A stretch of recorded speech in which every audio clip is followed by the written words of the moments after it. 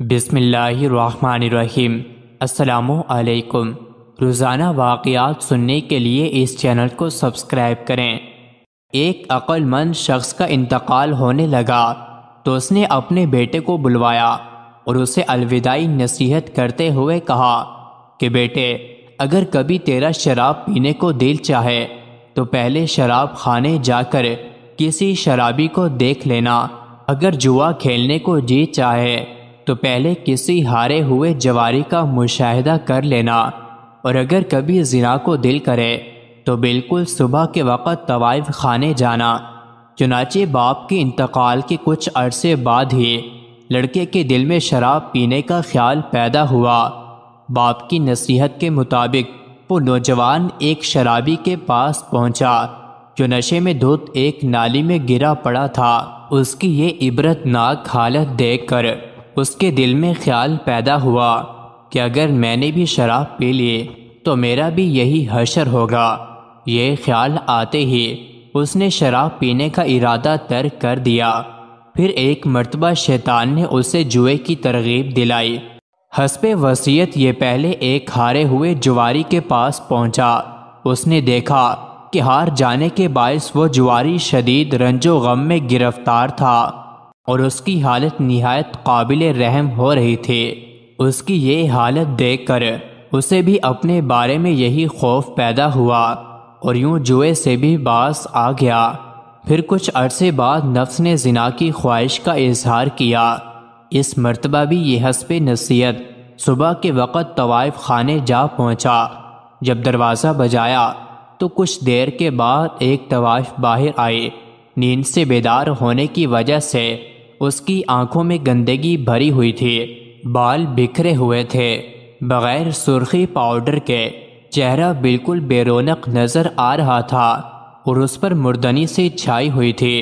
اس نے میلا کچیلا لباس پہن رکھا تھا، گویا کہ شام کو طمع کاری کر کے شکار کو اپنی جانب راغب کرنے والی حور پری اس وقت غلاظت کا ایک ڈھیر نظر آ رہی تھی۔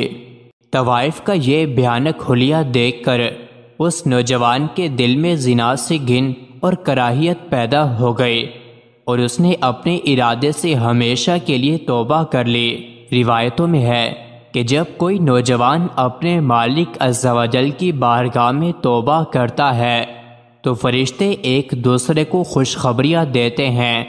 دیگر فرشتے پوچھتے ہیں کیا ہوا، تو ان کو کہا جاتا ہے کہ ایک نوجوان نے خواب غفلت سے بیدار ہو کر اپنے پروردگار کی بارگاہ میں توبہ کر لی ہے۔